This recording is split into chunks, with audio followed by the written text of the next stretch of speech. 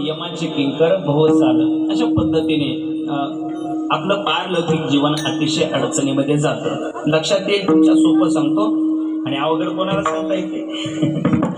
काही काय आहे आणि पारलौकिक काय आहे थोडासा निर्देश करतो म्हणजे लक्षात येईल.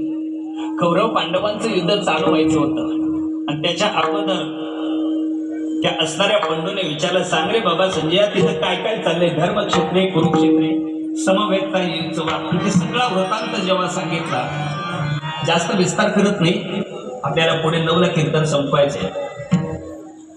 अरे काय चाललंय तिथं सांग म्हटल्यानंतर त्याने सांगितलं, रे आपली सगळी कौरव सेना आणि त्यांची ती पांडव सेना सगळेच्या सगळे असे समोर आलेले, सगळे समोर एकमेकांच्या समोर उभे ठाकलेले आहेत. हा हा हा हा हा असं असं करून ते मोठ्याने हसले. बघा पण पांडव असे मोठ्याने